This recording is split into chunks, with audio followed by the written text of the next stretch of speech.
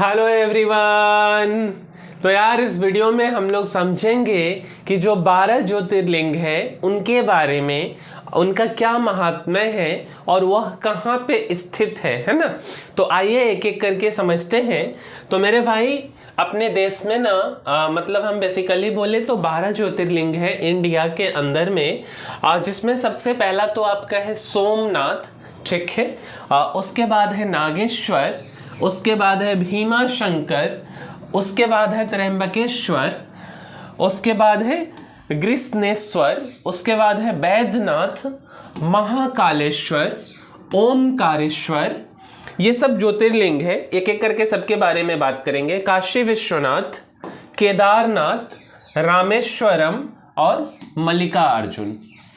ये अपने देश के अंदर जो है ये कुछ 12 ज्योतिर्लिंग है, ठीक है। अब देखिए, अगर हम इनको भारत के नक्शे पे देखना चाहें तो अगर हम केदारनाथ की बात करें तो यह आपका उत्तराखंड में स्थित है। और अगर हम गुजरात में देखते हैं तो गुजरात में आपका नागेश्वर है और उसके बाद सोमनाथ है, ठीक है। और साथ साथ में आपका त्र्यंबकेश्वर है, ठीक है। अगर हम महाराष्ट्र की बात करें तो त्र्यंबकेश्वर यहाँ पे है आपका, मीन्स के महाराष्ट्र में। उसके बाद भीमा शंकर की बात करें तो यह भी महाराष्ट्र में है। और ग्रिसनेश्वर भी आपका महाराष्ट्र में है, खुलदाबाद में, ठीक है। तो 3 आपका हो गया यहाँ पे महाराष्ट्र के अंदर, 2 आपका है गुजरात के अंदर। अगर हम मध्य प्रदेश चलते हैं तो महाकालेश्वर जो कि उज्जैन में है, उसके बाद ओमकारेश्वर वो मनधत्ता में है, ठीक है। तो मध्य प्रदेश में आपका 2 है। उसके बाद अगर हम उत्तर प्रदेश की तरफ चले तो वाराणसी में आपका काशी विश्वनाथ है। तो उत्तर प्रदेश में आपका एक ही है। उत्तराखंड भी एक समय उत्तर प्रदेश का हिस्सा हुआ करता था, तो केदारनाथ आपका उत्तराखंड में हो गया। इसके बाद अगर हम झारखंड में चले जाएं तो आपका झारखंड में देवघर हो गया है ना, देवघर में बैद्यनाथ जी हो गए, ठीक है। उसके बाद इधर आंध्र प्रदेश में चले जाते हैं तो मल्लिकार्जुन है श्रीशैलम में, ठीक है। उसके बाद अगर हम तमिलनाडु में जाते हैं तो आपका रामेश्वरम है। तो ये कुछ भारत के नक्शे पे जो है कहाँ कहाँ पे स्थित है हमारे ज्योतिर्लिंग, तो ये है आपका, ठीक है। अब यार ये अपना चैनल है स्कूली शिक्षा। वीडियो में आगे बढ़ने से पहले इसके बारे में बात कर लेते हैं। यहाँ पे फिजिक्स पढ़ाया जाता है, मेडिकल और इंजीनियरिंग की तैयारी कराया जाता है। और अगर आपके कोई छोटे भाई बहन या कोई भी हैं और यार अगर वो मेडिकल या इंजीनियरिंग की तैयारी करना चाहते हैं तो आप ये चैनल उनको रिकमेंड कर सकते हो और आप भी इसको लाइक शेयर और सब्सक्राइब कर दो। आइए आगे बढ़ते हैं। अब यार क्या बात है ना कि अगर हम बात करें महाशिवरात्रि की, ठीक है, तो जो 12 ज्योतिर्लिंग हैं इन सब की अपनी अपनी मान्यताएं हैं, है ना। तो इसके बारे में हम लोग समझते हैं। सबसे पहली बात कि चंद्रदेव के तप से बना पहला ज्योतिर्लिंग सोमनाथ। सबसे पहला जो ज्योतिर्लिंग है ये आपके सोमनाथ भगवान है ना। तो सोमनाथ जो ज्योतिर्लिंग है तो सबसे पहला ज्योतिर्लिंग है और ये चंद्रदेव के तपस्या के कारण ये जो ज्योतिर्लिंग है ये बना था, ठीक है। अच्छा जी, अब देखिए अगला हम बात करने वाले हैं मल्लिकार्जुन ज्योतिर्लिंग, जिसमें ना शिव और पार्वती जी एक साथ विराजित है। और ये आप देख सकते हैं कि यही है आपका मल्लिकार्जुन ज्योतिर्लिंग, ठीक है। अच्छा, अब देखिए कुछ बात कर लेते हैं कि अगर हम शिव पुराण की बात करें तो शिव पुराण के मुताबिक जब शिव धरती पर प्रकट हुए तो उनका रूप एक दिव्य ज्योति की तरह था और उस जगह शिवलिंग की आकृति बनी।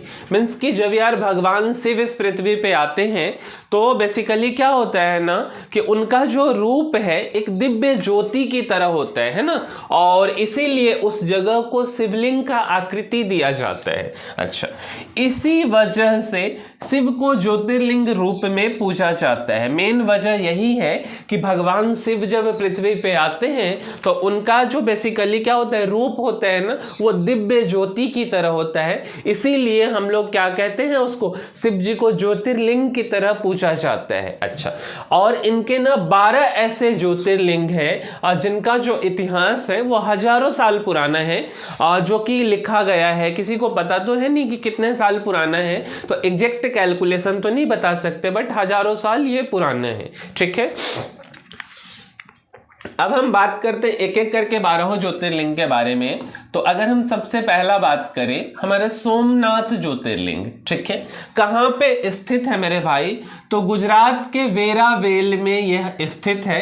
हम लोग इतिहास जब पढ़ते थे तो सोमनाथ के लुटेरे के नाम से भी जानते थे। तो सोमनाथ हम लोगों का सुना हुआ सा शब्द है ना, तो वहां पे एक ज्योतिर्लिंग है। अच्छा, अब मंदिर से जुड़ी क्या मान्यता है मेरे भाई? तो बेसिकली चंद्रदेव को राजा दक्ष ने श्राप दिया था। इस श्राप से मुक्ति पाने के लिए चंद्र ने यहाँ शिव पूजा और तपस्या की थी। शिव चंद्र से प्रसन्न हुए और उन्होंने चंद्र को दक्ष के श्राप से मुक्त किया। चंद्र के एक नाम सोम पर ही इस मंदिर का नाम सोमनाथ पड़ा। मीन्स चंद्रदेव को जो है राजा दक्ष श्राप दे देते हैं, फिर चंद्रदेव तपस्या करते हैं और उन्हीं का एक नाम सोम भी था, इसीलिए मंदिर का नाम सोमनाथ पड़ा। ठीक है, अब इसके इतिहास के बारे में अगर हम चाहें तो ये मंदिर 7वीं सदी में बना था। इसके बाद मुगल हमलों में कई बार मंदिर टूटा और बना। मतलब जो यार मुगल काफी यार एक तरह से भ्रष्ट लोग हैं ना, जो कि काफ़ी बार क्या किए, इस मंदिर को तोड़े हैं और फिर बनाया गया है। बट मान्यता ऐसा है कि ये 7वीं सदी में सोमनाथ मंदिर बना। अगले की हम बात कर लें तो अगला जो ज्योतिर्लिंग है मेरे भाई, ये मल्लिकार्जुन है। कहाँ स्थित है? तो हम आंध्र प्रदेश के नंदयाल जिले में यह स्थित है। मंदिर से जुड़ी क्या मान्यता है? तो इस मंदिर को दक्षिण का कैलाश कहते हैं। माता पिता शिव पार्वती से नाराज होकर कार्तिकेय के यहाँ आ गए थे। अपने पुत्र कार्तिकेय को मनाने के लिए शिव पार्वती यहाँ प्रकट हुए थे।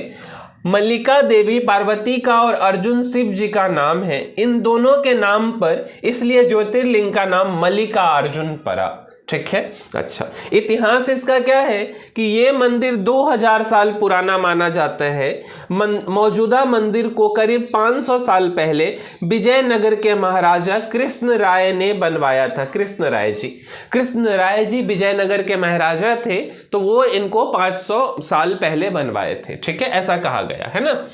अगला हम बात कर लेते हैं तीसरा, महाकालेश्वर की। तो महाकालेश्वर मेरे भाई मध्य प्रदेश के उज्जैन में स्थित है।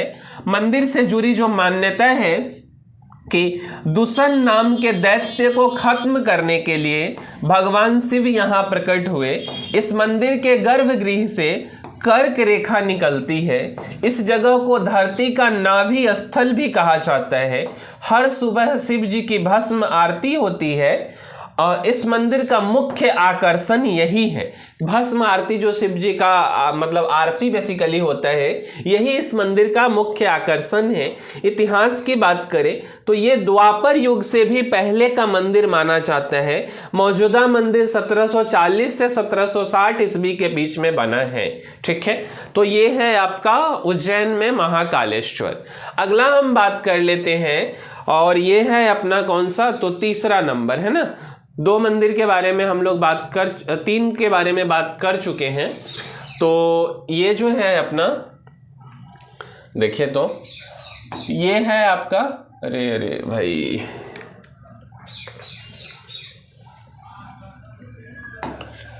चौथा है ना, ओमकारेश्वर। तो इनके बारे में बात कर ले।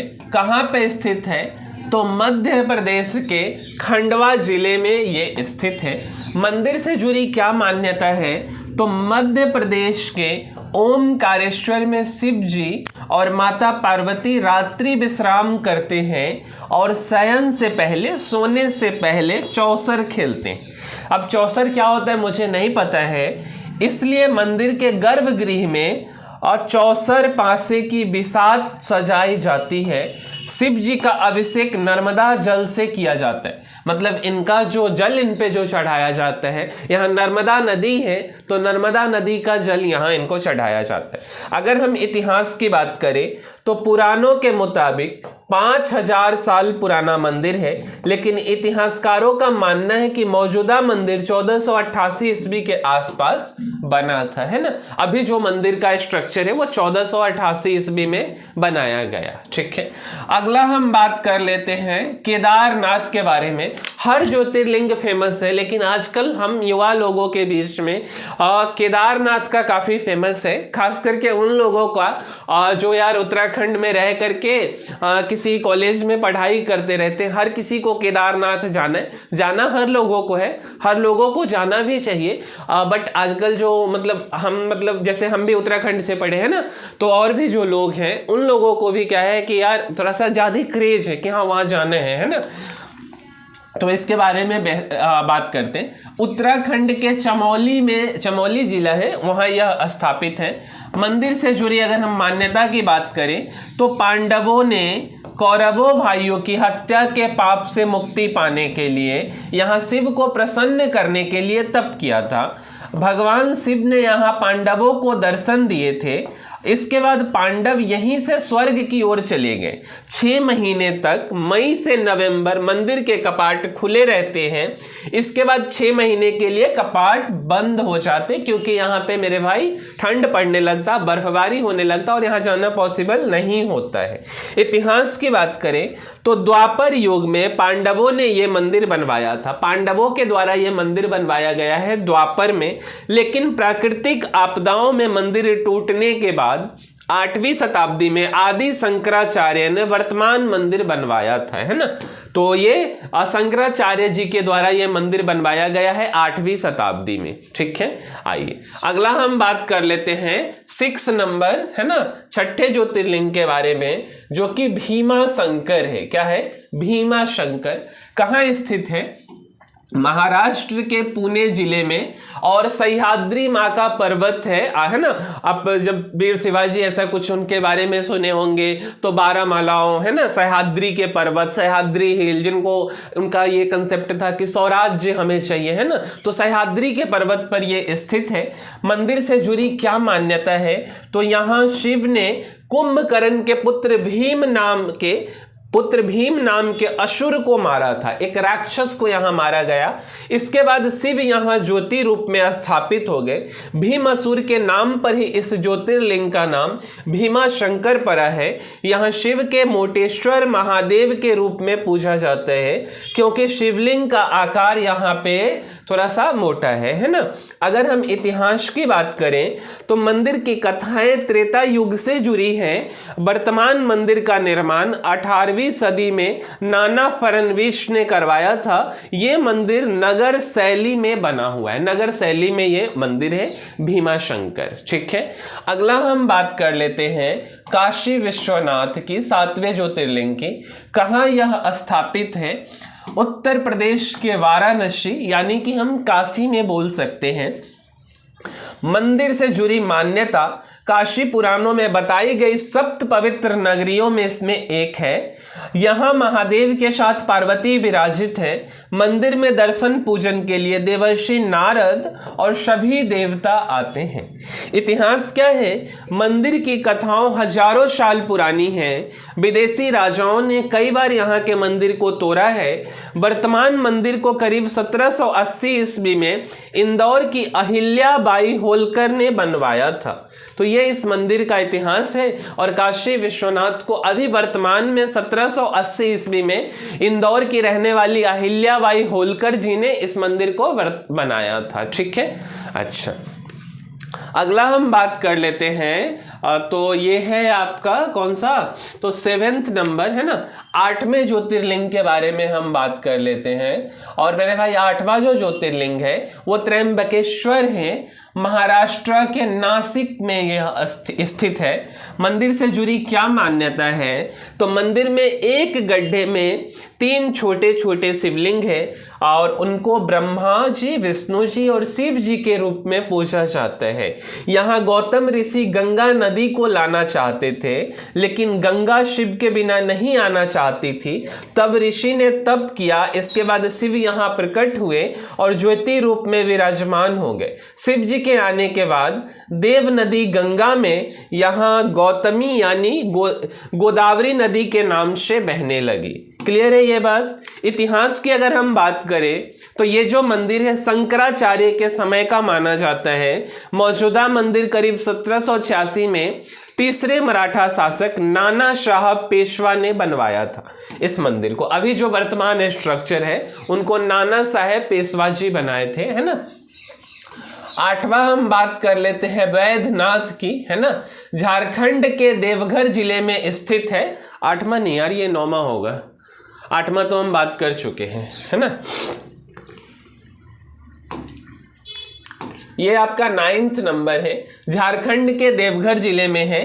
मंदिर कुछ इस तरीके से दिखता है। मंदिर से जुड़ी मान्यता, इस मंदिर में भक्तों की मनोकामनाएं पूरी होती हैं, इसलिए इसे कामना लिंग भी कहते हैं। पौराणिक कथा है कि रावण इस शिवलिंग को लंका ले जाना चाहता था, लेकिन ये ऐसा नहीं कर पाया। सभी देवी देवताओं ने इस शिवलिंग की पूजा की थी। पूजा के बाद शिवजी यहाँ प्रकट हुए और ज्योति रूप में इस शिवलिंग में समा गए। बाबा बैद्यनाथ धाम के पास ही जय दुर्गा शक्तिपीठ भी है। मंदिर में ज्योतिर्लिंग के साथ ही शक्तिपीठ की भी पूजा होती है। अगर हम इतिहास की बात करें तो इस मंदिर की कथाएं त्रेता युग की मानी जाती हैं। मौजूदा मंदिर को गुप्त वंश के आखिरी राजा आदित्य सेन ने 8वीं शताब्दी में बनवाया था। तो ये यार गुप्त वंश के जो राजा है आदित्य सेन जी, वह 8वीं शताब्दी में इस मंदिर को बनाते हैं और बाबा बैद्यनाथ के नाम से हम लोग जानते हैं। अब हम बात कर लेते हैं 10वां मंदिर, है ना, 10वां ज्योतिर्लिंग, जो कि नागेश्वर है और ये भी झारखंड के देवघर जिले में है। मंदिर से जुड़ी मान्यता है, यहाँ शिव ने दारुक नाम के दैत्य को मारा था। यहाँ शिव को नागों के देवता के रूप में पूजा जाता है, इस कारण इस ज्योतिर्लिंग को नागेश्वर कहा जाता है, यानी नागों के ईश्वर। यहाँ शिव के साथ नाग पूजा भी खास तौर पे होती है। गर्भगृह में पुरुष सिर्फ धोती पहनकर ही पूजा करते हैं। यह कुछ इस मंदिर की विशेषता है। इतिहास की बात करें तो मंदिर कथाएं द्वापर युग से जुड़ी हैं। पांडव दारुकवन वनवास के दिनों में आए थे। मंदिर का वर्तमान शिखर अहिल्याबाई होलकर ने बनवाया था। तो यह है नागेश्वर का, है ना। अगला हम बात कर लेते हैं, अगला जो हमारा बात करना है वो रामेश्वरम के बारे में बात कर लेते हैं। और ये जो ज्योतिर्लिंग है तमिलनाडु के रामनाथपुरम में स्थित है। मंदिर से जुड़ी मान्यता की बात करें तो त्रेता युग में श्री राम ने यहाँ शिव जी का महाभिषेक किया। श्री राम ने लंका जाने से पहले समुद्र किनारे बालू से शिवलिंग बनाकर पूजा की थी। श्री राम की पूजा से प्रसन्न होकर शिवजी यहाँ प्रकट होते हैं और बाद में शिवजी इस शिवलिंग में ज्योति स्वरूप में समा गए। श्री राम ने इस शिवलिंग की स्थापना की, इस वजह से इसका नाम रामेश्वरम पड़ा है। अगर हम इतिहास की बात करें तो श्री राम ने इस शिवलिंग की स्थापना की थी, इस वजह से मंदिर की कथाएं त्रेता युग से जुड़ी हैं। 11वीं सदी में एक राजा पराक्रम बाहु ने इस ज्योतिर्लिंग का गर्भगृह बनवाया। 1900 में 126 फीट ऊंचे 9 मंजिला राजगोपुरम का निर्माण देवकोटई जमींदार ने करवाया था। तो ये कुछ कहानी है रामेश्वरम का। और यार अब हम बात कर लेते हैं 12वें ज्योतिर्लिंग, जो कि घृणेश्वर के नाम से जाने जाते हैं। महाराष्ट्र के औरंगाबाद के पास में दौलताबाद में यह स्थित है। मंदिर से जुड़ी मान्यता, घुष्मा नाम की भक्त को शिवजी ने यहाँ दर्शन दिए, उसी के नाम पर इस ज्योतिर्लिंग का नाम घुष्मेश्वर पड़ा, है ना, या घृणेश्वर भी बोल सकते आप। इस मंदिर का गर्भगृह 24 खंभों पर बना है। मंदिर में कई भक्त 101 शिवलिंग बनाकर पूजा करते हैं और 101 परिक्रमाएं करते हैं। मंदिर के पास एक शिवालय सरोवर है, इसके दर्शन करने की भी परंपरा है। अगर हम इतिहास की बात करें तो घृणेश्वर मंदिर को 16वीं सदी में वेरूल के मालोजी भोसले, शिवाजी के दादाजी थे ये, ने बनवाया। मुगल काल के बाद अहिल्याबाई होलकर ने 18वीं शताब्दी में वर्तमान कौन मंदिर का जीर्णोद्धार करवाया। इस बात से यह पता चलता है कि जो इंदौर की रहने वाली अहिल्याबाई होलकर जी हैं, उनका मंदिर का बनवाने के पीछे काफी ये रहा है, मतलब उन काफी सारे मंदिरों में अगर हम ज्योतिर्लिंग की बात करें तो वो ज्योतिर्लिंग का निर्माण काफी सारे करवाए। जैसा कि अभी हमने बताया 3-4 ज्योतिर्लिंग में, 3 ज्योतिर्लिंग में तो उनका साफ साफ योगदान रहा है ना। तो यही है अपने 12 ज्योतिर्लिंग। और यार इसी के साथ हम अपने वीडियो को पूरा करते हैं, कंप्लीट करते हैं। मिलते हैं अगले वीडियो में, तब तक के लिए धन्यवाद।